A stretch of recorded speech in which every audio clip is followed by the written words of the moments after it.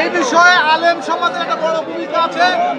আলেম সমাজ অত্যন্ত ভালো চৌকস ভূমিকা নিচ্ছে। তো আলেম সমাজকে আন্তরিক মোবারকবাদ জানাই, ধন্যবাদ জানাই। ইউনো মহোদয়কে সবার আগে আন্তরিক মোবারকবাদ ধন্যবাদ জানাই। এটা বুঝতে হবে আমার দেশের বিরুদ্ধে এটা বিরাট একটা ষড়যন্ত্র, এইটাই বুঝতে হবে। এটা বুঝতে হবে এই ষড়যন্ত্রটা আমরা ঠান্ডা মাথায় মোকাবেলা করব। আপনিও মুসলমান, আমরাও মুসলমান।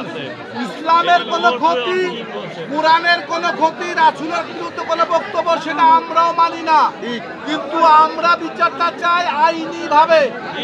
আইন আমরা কেউ হাতে তুলে নিব না। হাতে তুলে নিলে বিশৃঙ্খলা তৈরি হবে, আর বিশৃঙ্খলা তৈরি হলে ষড়যন্ত্রকারীরা বাহবা নেবে।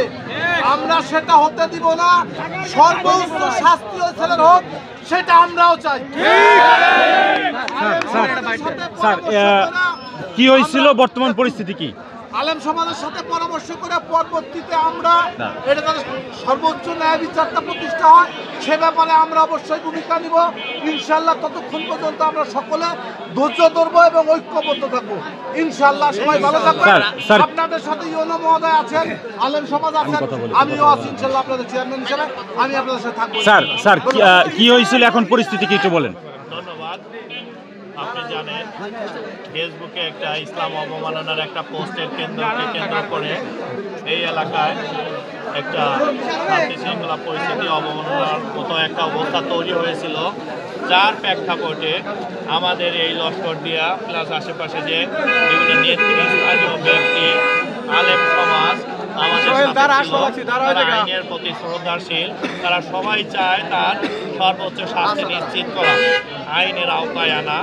আমি সবাইকে কথা দিয়েছি, আমি জেলা প্রশাসক এবং বিজ্ঞ জেলা ম্যাজিস্ট্রেট স্যারের সাথেও কথা বলেছি, বিষয়টা তাকে অবগত করেছি।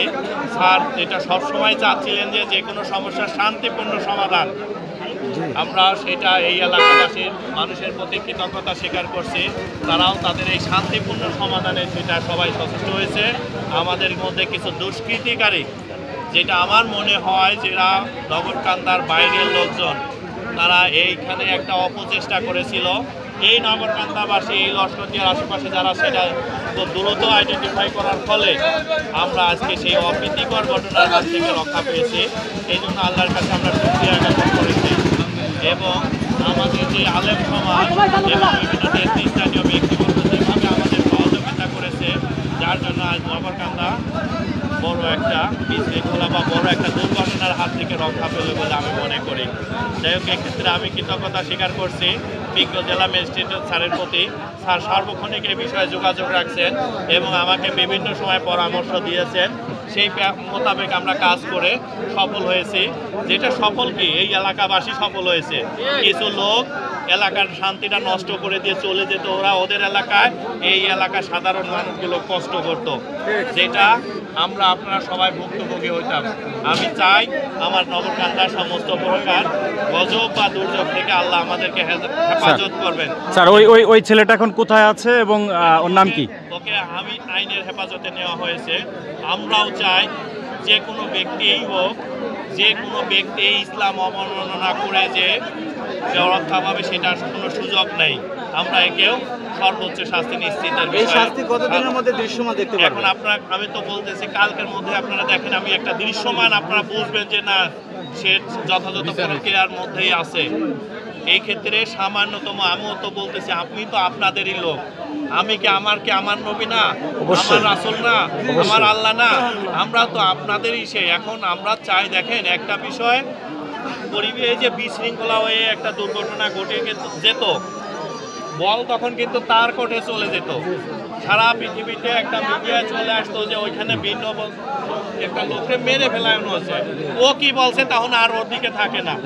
দেখেন আপনার সাথে একটা রিক্সাওয়ালা খারাপ আচরণ করছে, আপনি একটা থাপ্পড় মারিয়ে দেখেন, সব সাধারণ মানুষ ওর পক্ষে চলে যাবে। কেন যাবে দেখছেন, খেয়াল করছেন কি না, যে না অসহায় লোকটার মেরে ফেলানো হয়েছে বা মারছে। আমরাও চাই যে এটা যাই হোক, সবাই সহযোগিতা করছে যেভাবে।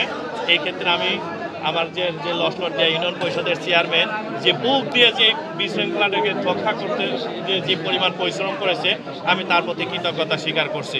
সে খুবই আন্তরিক ছিল। এবার যে আলেম সমাজ যেভাবে দৌড়া এসেছে, গাড়ির পিছনে উঠছে, তারা কি, তাদের মনে কি কষ্ট নাই? তারা কেন চাচ্ছে যে কোনো বিশৃঙ্খলা যেন এই নগরকান্দার বুকে না ঘটে। এই ক্ষেত্রে সবাই আন্তরিকভাবে সচেষ্ট থাকেন, শান্তিপূর্ণ সহাবস্থান নিশ্চিত করেন। আমরাও নিশ্চিত করতেছি আপনাদের সর্বোচ্চ শাস্তি হবে ইনশাআল্লাহ। ধন্যবাদ সবাইকে, সবার প্রতি কৃতজ্ঞতা স্বীকার করছি। ধন্যবাদ।